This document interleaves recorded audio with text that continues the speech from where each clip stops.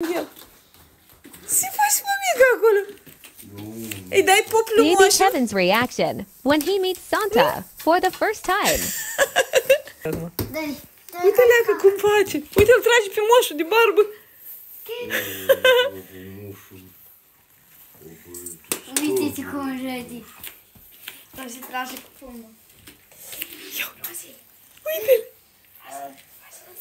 Primul bebeluș care nu s-a speriat. Uite de moșul.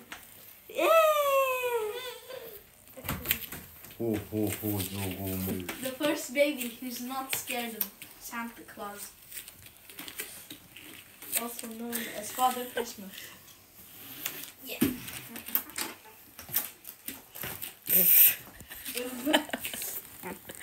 Mama, nu pot ca să fac papucul ăsta. Ce, mama? Ți-a adus ăsta moșuneața-l în braț acolo. Haide. Mai trebuie șcării. Uite, el are treabă cu Moș Crăciun.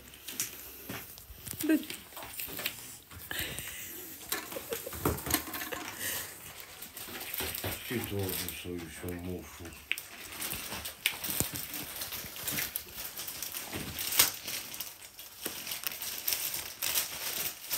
Asta e exact ce am vrut. Ce? Caută-te moșul de pădut în barbă. Oh, al gâdilă barba.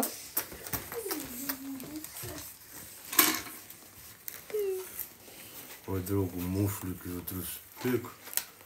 Că vin de departe, dragul. Mama, e așa cum să facă papucul.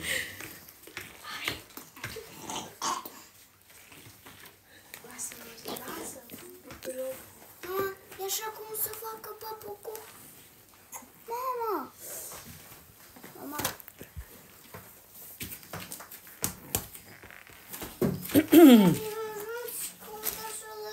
Ce faci, mămică? Kevin? Kevin? Kevin? Iubitul?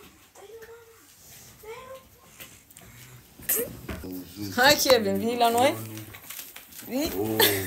Tare am obosit. Vii la mama?